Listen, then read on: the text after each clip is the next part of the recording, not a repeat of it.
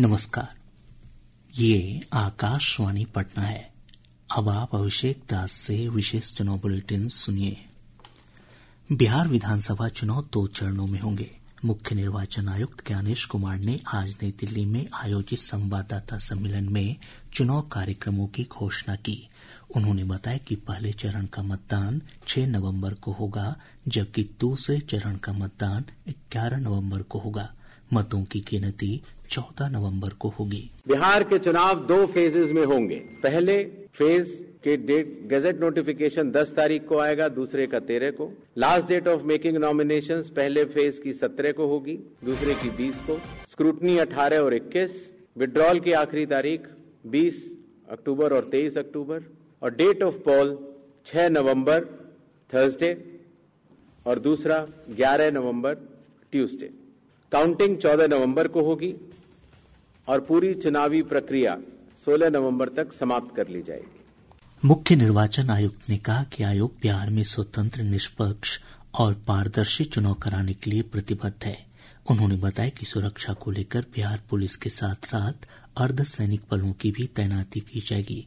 उन्होंने चुनाव के दौरान की जाने वाली व्यवस्थाओं की विस्तार से जानकारी दी। अगर कोई फेक न्यूज या मिस इन्फॉर्मेशन होती है, खास तौर से सोशल मीडिया या किसी भी और प्लेटफॉर्म पर, तो उस मिस इन्फॉर्मेशन को काउंटर किया जाएगा और स्ट्रिक्ट विजिल रखी जाएगी सारे चेक पॉइंट्स पर, जिससे कि ड्रग्स, लिकर और कैश का इलीगल ट्रांजैक्शन न हो पाए।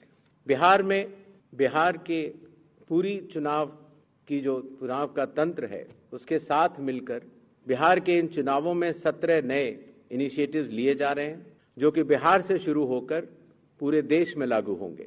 चुनाव आयोग ने इसके ऊपर एक इनिशिएटिव के ऊपर काफी चर्चा और इनकी प्रायोगिकता को देखते हुए ये कदम उठाया है और एक ऐतिहासिक कदम इसको माना जाएगा। बिहार विधानसभा चुनाव में एनडीए और महागठबंधन के घटक दलों के बीच सीट बंटवारे को लेकर बैठकों का दौर शुरू हो गया है। कल भाजपा के चुनाव प्रभारी धर्मेंद्र प्रधान ने चुनाव समिति की बैठक में उम्मीदवारों के नामों के साथ क्षेत्र विशेष की सामाजिक बनावट और राजनीतिक समीकरणों पर चर्चा की। इस दौरान कोर कमेटी की रिपोर्ट और कार्यकर्ताओं के फीडबैक का विश्लेषण भी किया गया। वहीं श्री प्रधान ने जदयू के वरिष्ठ नेता और केंद्रीय मंत्री ललन सिंह, हम के संरक्षक और केंद्रीय मंत्री जीतन राम मांझी तथा राष्ट्रीय लोक मोर्चा के अध्यक्ष उपेंद्र कुशवाहा के साथ अलग अलग बैठक की और संभावित सीटों को लेकर चर्चा की।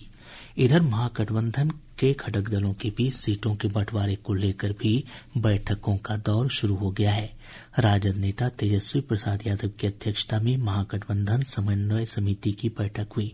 इसमें सीटों को लेकर चर्चा हुई। माना जा रहा है कि दोनों गठबंधनों की ओर से अगले 2 से 3 दिनों में सीट शेयरिंग के फार्मूले को अंतिम रूप दे दिया जाएगा। हिन्दुस्तानी आवाम मोर्चा के SC/ST प्रकोष्ठ के राष्ट्रीय अध्यक्ष रहे राजेश्वर मांझी ने अपने साथियों के साथ जनसुराज की सदस्यता ग्रहण कर ली है। पटना में आयोजित एक कार्यक्रम में जनसुराज के सूत्रधार प्रशांत किशोर ने उन्हें पार्टी की सदस्यता ग्रहण कराई। विधानसभा चुनाव की घोषणा से पूर्व मुख्यमंत्री नीतीश कुमार ने आज पटना मेट्रो रेल सेवा के पहले चरण का उद्घाटन किया।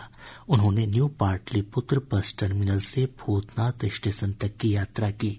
लगभग 3.6 किलोमीटर लंबे एलिवेटेड मेट्रो कॉरिडोर के पहले चरण का नाम प्रायोरिटी कॉरिडोर दिया गया है। इस चरण में मेट्रो सेवाएं अंतर्राज्यीय बस टर्मिनल से भूतनाथ स्टेशन तक संचालित होंगी। यात्रियों के लिए मेट्रो यात्रा कल से शुरू होगी। 3 डिब्बों वाली प्रत्येक मेट्रो में प्रति यात्रा लगभग 900 यात्री बैठ सकेंगे।